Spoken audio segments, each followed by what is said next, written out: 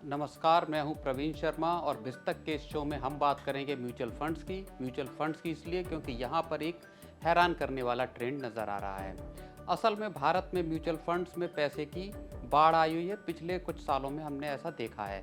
Mutual funds की खासियत ये है कि जिन्हें शेयर बाजार की जानकारी नहीं है वे भी यहाँ पैसा लगा सकते हैं और लगा रहे हैं, और जिनको शेयर बाजार की जानकारी है, जो समझदार हैं, वो भी यहाँ पे म्यूचुअल फंड्स में जम के पैसा लगा रहे हैं। बीते कुछ वर्षों की बात करें तो म्यूचुअल फंड्स देश के कोने कोने तक पहुंचने में कामयाब रहे हैं। गांव देहात, यहाँ तक कि मतलब छोटे शहर कस्बों तक भी लोग इनमें पैसा लगा रहे हैं। शेयर बाजार में भी जमकर पैसा आया है, लेकिन छोटे इन्वेस्टर्स के अगर हम भरोसे की बात करें तो उनका म्यूचुअल फंड्स पे भरोसा ज़्यादा दिखाई देता है। इस बात को समझने के लिए हम एक आंकड़ा आपको बताते हैं, जिससे आपको ये पूरी तस्वीर समझ में आएगी। फरवरी 2014 से फरवरी 2024 के बीच भारत में म्यूचुअल फंड्स के AUM 6 गुना बढ़े हैं। मई 2014 में MF इंडस्ट्री के AUM 10 लाख करोड़ रुपए के एक माइलस्टोन पर पहुंचे थे।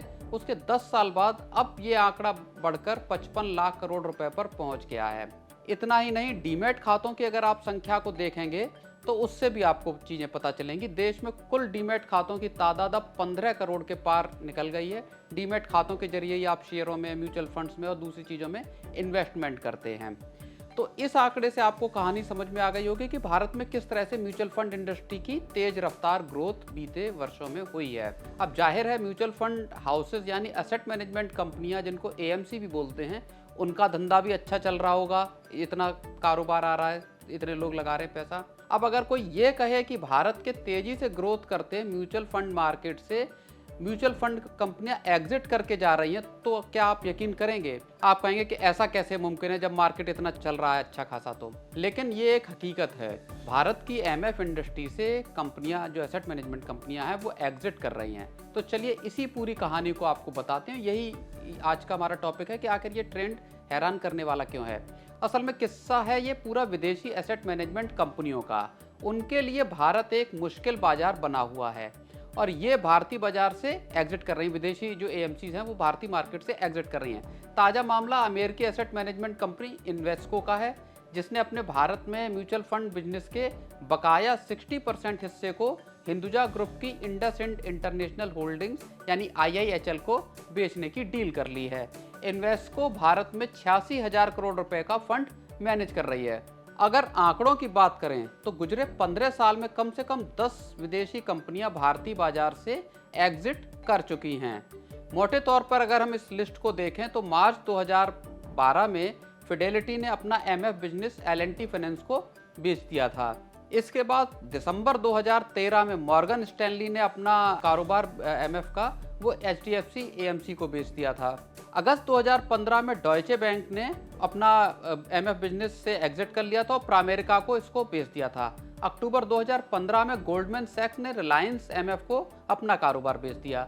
इसी तरह मार्च 2016 में JP मॉर्गन ने एडलवाइज AMC को अपना MF बिजनेस बेच दिया था और अब इन्वेस्को अपना MF कारोबार बेच के भारत के MF इंडस्ट्री से बाहर निकल रही है। अब सवाल ये पैदा होता है कि आखिर जब भारत का म्यूचुअल फंड बाजार दुनिया में सबसे तेजी से बढ़ने वाले बाजारों में से है, तो फिर क्यों विदेशी कंपनियां यहां कारोबार नहीं कर पा रही हैं? असल में इसके पीछे कुछ वजहें हैं। सबसे पहला फैक्टर ये है कि ये कंपनियां भारत में अपने कारोबार को बढ़ा नहीं पा रही, मतलब अपना कारोबार स्केल अप नहीं कर पा रही हैं इंडिया में। दूसरा, इनकी भारतीय कारोबार जो कामकाज है इनका, उसका खर्च इतना ज़्यादा है कि इनके लिए MF बिजनेस में टिकना मुश्किल हो रहा है। इनको मतलब हर साल इनको अपने इस MF बिजनेस में लॉस हो रहा था। इनमें से कई कंपनियों के लिए US और यूरोप के जो अमीर कस्टमर हैं वो ज़्यादा मुफीद साबित होते हैं। प्लस क्या है कि भारत का जो म्यूचुअल फंड का बाजार है वो बहुत कम्पिटिटिव भी है। तो ये 4-5 वजहें थी जिनकी वजह से ये मुश्किल आ रही थी। एक फैक्टर यहाँ पे है सेबी के कड़े नियम। सेबी के जो नियम है और कंप्लायंस रूल्स हैं, उनका पालन करना भी कई विदेशी कंपनियों के लिए मुश्किल हो रहा था। अब सवाल ये आता है कि क्या भारत में कोई विदेशी एसेट मैनेजमेंट कंपनी अब बची भी है या नहीं? तो भारत में अभी Nippon Franklin Templeton, मिराए, PGIM, HSBC जैसी विदेशी कंपनियां अभी कारोबार कर रही हैं। इतना ही नहीं, माना यह भी जा रहा है कि कुछ विदेशी कंपनियां भारत आने के लिए दिलचस्पी दिखा रही हैं। आपको याद होगा पिछले साल ब्लैक रॉक ने मुकेश अंबानी की जियो फाइनेंशियल सर्विसेज के साथ एक पार्टनरशिप की थी और भारत में एंट्री की है। ब्लैक रॉक दुनिया की सबसे बड़ी एसेट मैनेजमेंट कंपनी है और ब्लैक रॉक भारत में दोबारा एसेट मैनेजमेंट के कारोबार में एंट्री कर रही है। खैर, भारतीय म्यूचुअल फंड इंडस्ट्री भले ताबड़तोड़ ग्रोथ कर रही हो, लेकिन विदेश की कई एसेट मैनेजमेंट कंपनियों के लिए यहाँ टिकना आसान नहीं रहा है। वहीं दुनिया की सबसे बड़ी एएमसी एक बार फिर से भारत में कारोबार में दाखिल हो रही है। तो इस इंडस्ट्री का ये जो ट्रेंड है, ये वाकई जो कारोबार में मौजूद लोग हैं और इन्वेस्टर्स, उनको हैरान करने वाला है। तो आपको ये रिपोर्ट कैसी लगी, हमें कमेंट करके ज़रूर बताएं और देखते रहिए बिस्तक।